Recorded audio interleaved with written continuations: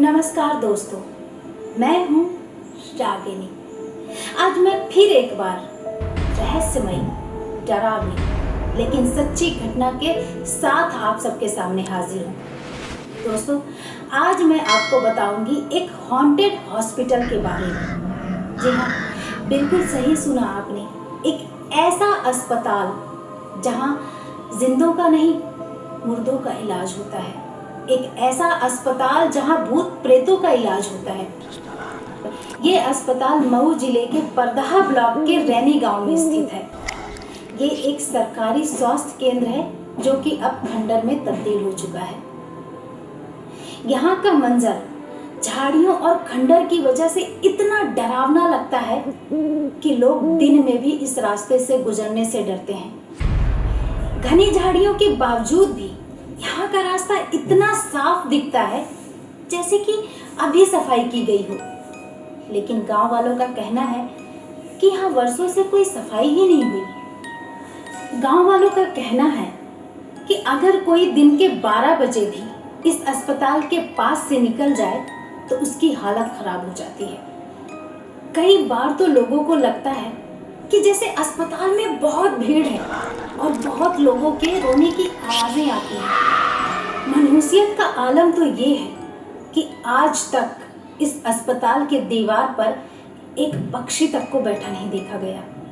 लेकिन हाँ, अस्पताल के आसपास कई बार मरे हुए पक्षी जरूर देखे गए हैं। सूरज ढलते ही इस गांव के लोग इस रास्ते को सुनसान छोड़ देते हैं। अगर मजबूरी में वहां से निकलना पड़े तो पूरे गांव के लोग झुंड बनाकर निकलते हैं। लेकिन उनके मन में एक डर हमेशा रहता है, कहीं कोई साया, कहीं कोई रूप उनका पीछा ना कर बैठे। गांव वाले तो ये भी बताते हैं कि कई बार आधी रात उल्लुओं के रोने की ऐसी दर्दनाक आवाजें आती हैं जिसकी वजह से रात काटना मुश्किल हो जाता है।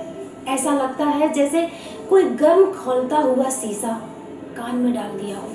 रात होती है तो इस गांव के लोग सिर्फ इस इंतजार में रहते हैं कि किसी भी तरह ये रात कट जाए और सुबह हो जाए, क्योंकि उन्हें इस गांव की रात डराती है।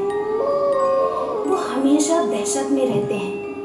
कई बार तो इस गांव के लोगों को ऐसा भी लगता है जैसे कि मनहूस रात कटती ही नहीं।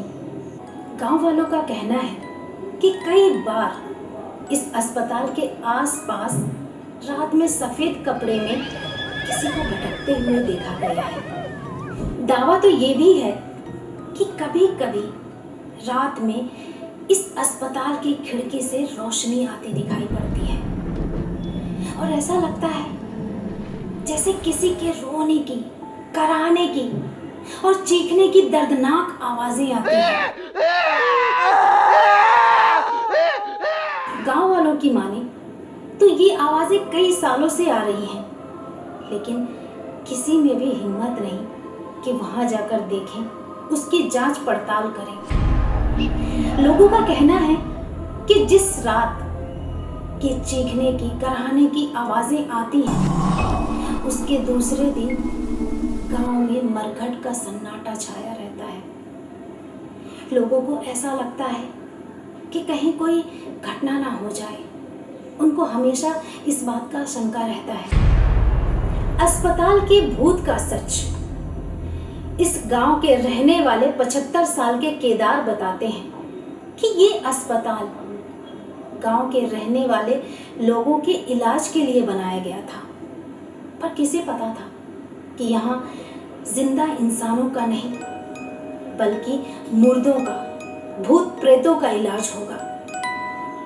केदार बताते हैं कि ये बात पुश्तों पुरानी है। इस गांव में रहने वाले 2 पट्टीदारों के बीच लड़ाई हुई और लड़ाई में घायल हुए एक पट्टीदार की मौत इलाज के अभाव में हो गई। इस घटना के बाद कई बार उन्हें इसी स्थान पर बैठे देखे जाने की बातें कही जाने लगी। लोगों का कहना था कि वो और कुछ नहीं बोलते थे, बस बचाओ बचाओ की आवाजें आती थी। इस घटना के कुछ दिन बाद वो जो पहले पट्टीदार थे एक दिन गांव से अचानक गायब हो गए। कहाँ चले गए आज तक किसी को कुछ पता नहीं चला। उसके बाद जिनकी मौत हो गई थी वो फिर कभी भी इस स्थान पर या गांव के आसपास कभी भी दिखाई नहीं दिए। 1982 में जब ये अस्पताल बनकर तैयार हुआ उसके कुछ ही दिनों बाद यहाँ से टूटने फूटने की और अजीब अजीब आवाजें आने लगी। कुछ दिन तक तो लोगों ने नजरअंदाज किया, लेकिन दिन पे दिन ये घटना बढ़ती गई। रात के वक्त जब अस्पताल के डॉक्टर चले जाते तब अस्पताल का दरवाजा अपने आप खुल जाता। शुरू में तो लोगों को लगा कि शायद डॉक्टर की लापरवाही की वजह से दरवाजा खुला रह गया है। जब ये घटना दिन पे दिन लगातार बढ़ने लगी और उसके साथ ही बहुत ही दर्दनाक चीखने की, चिल्लाने की और कराहने की आवाजें आने लगी, तो गांव वालों के साथ साथ डॉक्टर भी परेशान हो गए। इसके बाद डॉक्टर भी इस अस्पताल को छोड़ के चले गए और फिर कभी वापस नहीं आए। यहाँ इसके बाद कोई और डॉक्टर भी नहीं आया।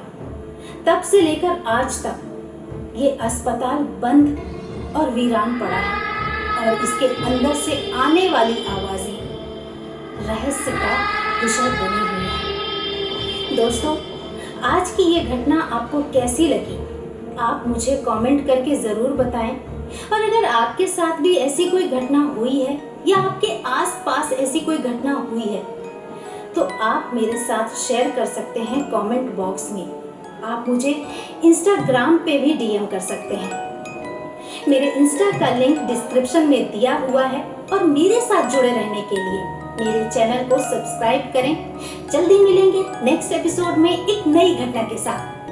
तब तक के लिए रागिनी की तरफ से आप सबको नमस्कार।